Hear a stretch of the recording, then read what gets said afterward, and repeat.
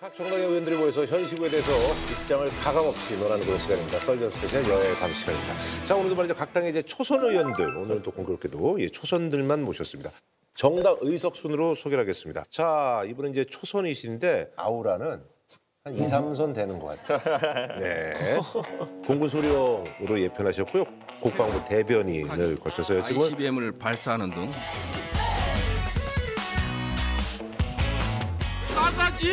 싸가지? 선을 넘네? 그러자는 거야?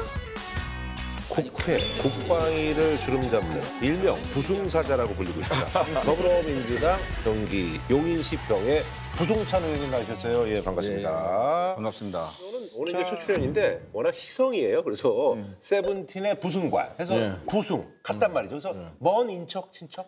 멀지도 않아요. 아, 그래요? 바로 옆집이니까. 그리고 제주도? 구자읍 하도리. 바로 거기고요. 당근 많이 나는 데인데. 당근 많이 나는 데고 실질적으로 저는 아버님하고 같이 놀았으니까. 그래요?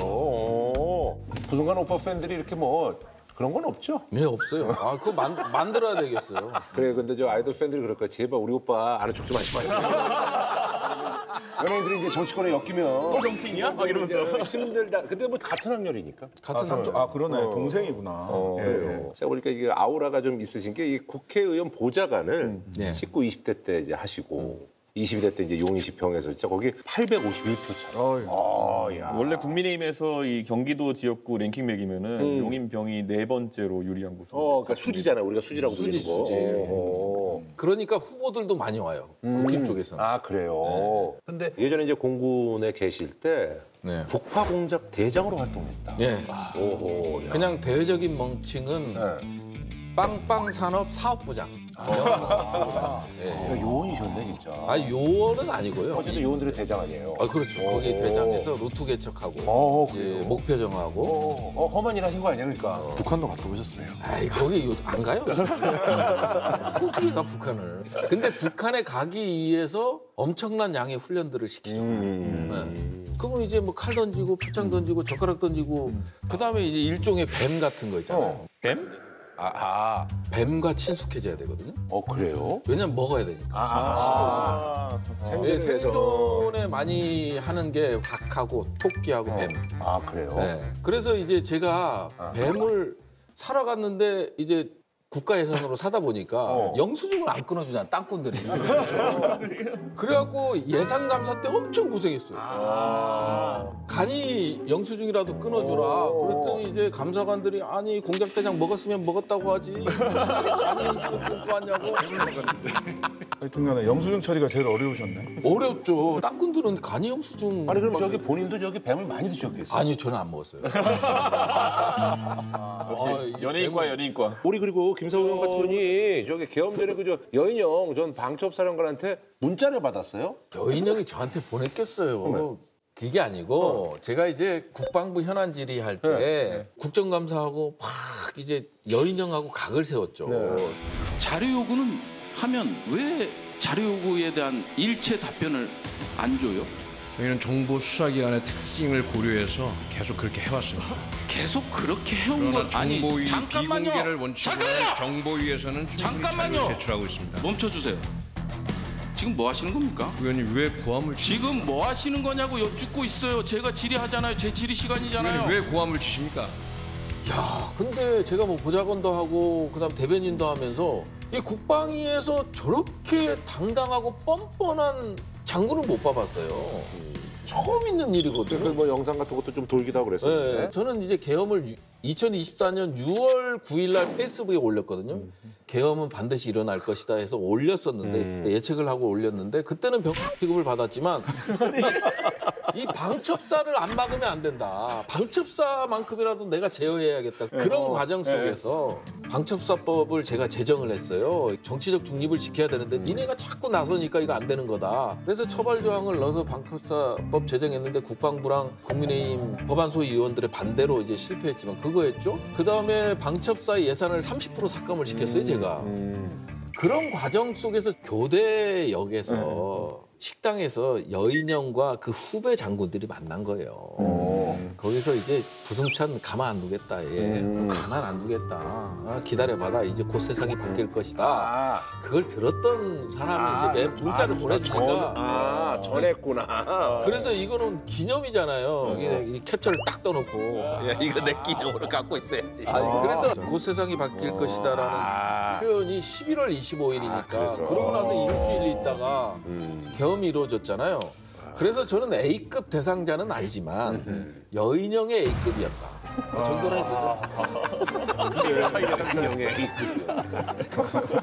자, 아니 그래서 사실 이제 8차 얘기 나왔을 때는 뭐 3월 초다 뭐 이런 얘기가 있었는데 어쨌든 간에 이제 뭐 물리적으로 이제 시간이 좀 늘어나면서 탄핵 심판 선고일 뭐 언제 정도일지 그리고 또 결과는 어떻게 나올지 뭐 예측을 좀 해보신다면. 저는 아마 3월 11일이지 않을까라고 혼자 그냥 생각해 본 왜 겁니다. 3월 11일 특정했어요 날짜를? 그 사실 할 건 다 했잖아요. 할 건 다 했고 이제 선고만 하면 되는데 아마 모르긴 몰라도 판결문도 어느 정도는 준비가 돼 있지 않을까라는 추정을 하고 있고요. 물론 헌법재판소에서 이 부분을 고려할 부분은 아니지만은 보통 이제 변론 종결하고 나서 한 2주 정도 있다 선고를 하셨는데 60일 뒤면 이제 5월 달에 다들 이제 좀 대선? 조기 대선 때가 연휴 기간이랑 좀 겹칩니다. 아 그래요. 그래서 저는 생각에 저도 그 얘기 3월 11일 많은 것도 되게 중요한 지적인데요. 예, 예. 중앙선관위에서 50일 이상 걸린다. 60일 이내만 하면 되는데 대체로 이제 보니까 한 50일 이상은 걸린다라는 취지의 이야기를 했더라고요. 그러면 5월 5, 6, 7, 8, 9, 10 요 주간에 많이 놀아요. 5일, 6일 뭐 다 놀거든요. 근데 7일 수요일 날 하게 돼 있단 말이에요, 대선이. 그럼 7일 날 하게 되면 투표율이 굉장히 떨어집니다.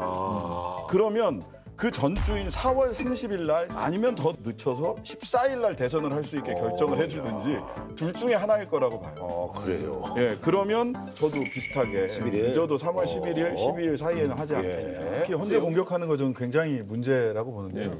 저는 국가인권위원이라고 하는 김용원 의원이 부숴버릴 것이다, 헌재를. 이런 얘기를 했어요.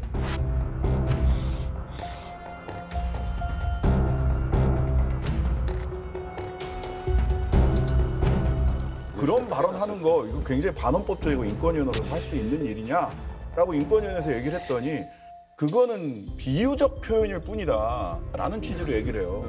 그런데다가 윤석열 방어권 보장 그런 안건을 국가인권위원회에서 전원위에서 올려서 통과를 시켰단 말이에요.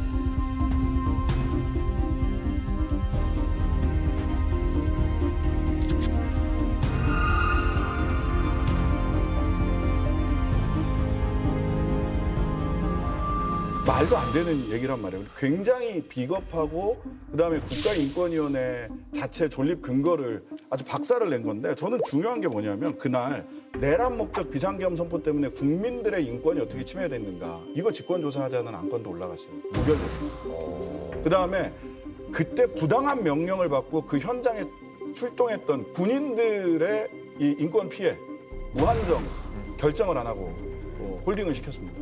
국민과 군인들의 인권 침해된 거는 전부 다 부결되거나 그냥 뒤로 미뤄졌고 윤석열 방어권 안건만 통과시킨 거예요. 김용원, 안창호, 한석훈, 이충상, 한정혜, 이한별 그 6분. 국민들이 기억하셔야 됩니다. 자 그리고요 사실은 요즘 또 이제 뉴스에 많은 분들이 관심을 갖고 있는 게 노상원 그 수첩 내용.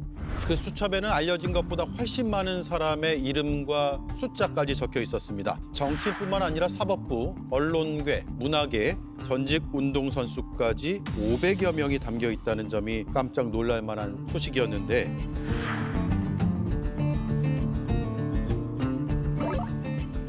근데 그 내용이 뭐 그래서 500명 수집, A급 수거 대상 처리 방안에서 뭐 이성중에 옛날에 영화 뭐 실미도나 이런 데서 본 것 같은 뭐 그런 북에서 조치해서 더 나가서 헌법 뭐 법 개정에서 3선 집권 구상 뭐 이런 것까지. 근데 이게 그냥 본인의 어떤 그냥 뭐 본인만의 생각 아니면 뭐 이게 누군가 교감해서 이런 건지 이런 것들에서 좀 궁금하기도 해요.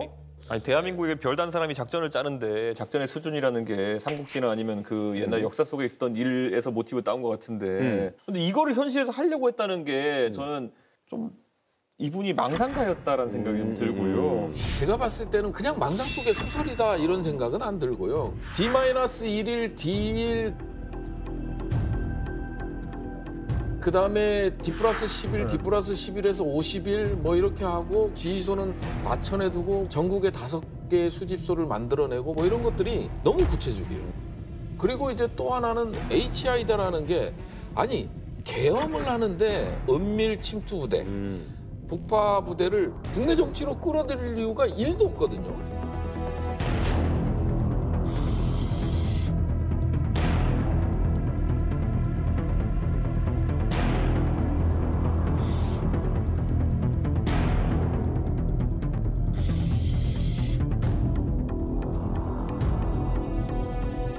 그런 것들을 고려했을 때 제가 봤을 때는 구체적이고 체계적으로 보여지는 거예요. 그러니까 작전 계획을 여러 번 보다 보니까 이런 것들이 좀 느껴지는 그런 메모였다. 그런데 사실 A급 대상이라는 것도 우리가 아까 얘기했지만은 저는 노상원 혼자 짠 명단이 아닐 것 같아요. 절대 아닙니다. 노상원이라는 사람이 이렇게까지 정치를 탐닉한 이런 인물이 아니었다 그러면은 너무나도 구체적인 인물들이 등장을 해요. 이거를 혼자 작성하지 않았다는 게 명단이 너무 사사로워요. 조국 일가, 문재인 일가. 이게 뭡니까? 차범근. 사람들이 제일 이상했던 게 차범근이었어요. 그러니까. 근데 왜 차범근이지 하고 찾아가 보면 조국 전 대표 탄원서 썼거든요. 그래서 법원에다가 이거 어떻게 아냐고 이런 거. 그거를 어떻게 알고 그거 말고는 다른 이유가 없잖아요. 그럼 이거를 조국 일가의 차범근까지 쓴 사람이 누굴까? 난 웬 여성이 떠오르는데. 방송 스킬이 참 많은 분이야. 그리고 그럼 이게 적어도 김용현 전 국방부 장관하고 같이 상의가 많이 된 거다. 왜냐하면 22번 공관에 찾아가요. 기록에 나와 있어요. 왜 노상원과 김용현 전 장관이 국방부 장관 공관이나 이런 데 공관에서 22번을 만납니까? 말도 안 되는 거거든요. 근데 이걸 같이 구상하지 않았다면 이해할 수 없는 만남 횟수죠. 장소도 그렇고. 그리고 김용현 전 장관의 보좌진들 쪽에서 나온 진술에 따르면 새벽에 전화했다는 거 아니에요. 상원아, 이제 어떻게 하면 되지? 라고 상의했다는 거예요. 그 계엄의 밤에.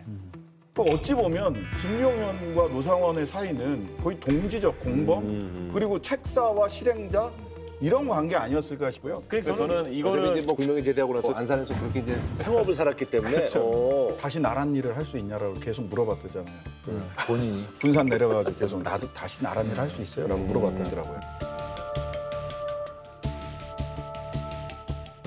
사실은 보면 권력을 잡고 있지 않은 반대 세력에서 뭐 쿠데타를 일으킨 건 아니잖아요. 그렇기 때문에 이제 내란을 친위 쿠데타라고 하는 거고 친위 쿠데타를 하는 목적은 결국은 국가 안보보다는 정권의 안보죠. 실질적으로 봤을 때 하나 좀 언론에는 공개가 안 됐을 텐데 이게 김태호 제1안보실 차장이 이제 계엄을 늦게 알았다는 거 아니에요? 저는 그것도 못 믿겠는데 어찌됐든 계엄을 늦게 알고 대통령실로 부랴부랴 갔는데 거기서 김용현을 만났다는 거예요. 이게 뭡니까 대체? 그랬더니 김용현이 시액 웃으면서 완벽합니다. 이랬다는 거예요. 이제 조만간 나올 겁니다. 조만간 나올 텐데 무슨 계엄입니까? 그러니까 완벽합니다 했어요. 그러니까 완전히 성공을 꿈꿨던 거고요. 그래서 국가 시스템을 부정해서 내가 새로운 시스템을 만들겠다라는 거 아니에요. 그 만들겠다라는 구상 속에 저런 메모가 나왔다는 거고요. 최종 목표는 결국은 영구집권이에요. 삼선 집권이었으니까. 그거는 분명해요. 왜냐하면 친위 쿠데타는 명분이 없어요. 장기 집권 플랜 내에는 이게 답이 안 나와요. 예전에 말이죠 부승찬 의원 그 쓴 책에 의하면 경호처장으로 유력 후보로 꼽히는 김용현 장군이 한이 많은 사람이다 이렇게 이제 표현하셨는데 이런 얘기를 뭐 쓰신 이유가 뭔지 어떤 사람인지 좀 궁금합니다. 김용현 장관이 이제 사관학교를 졸업할 때부터 상당히 엘리트였어요. 그리고 그냥 쭉 엘리트 코스를 밟아왔어요. 동기중에 수석, 뭐 거의 이제 뭐 승승장구. 뭐 수석은 아니지만 수석은 노상원 버거보살이 수석은 노상원은 들어갈 때 수석.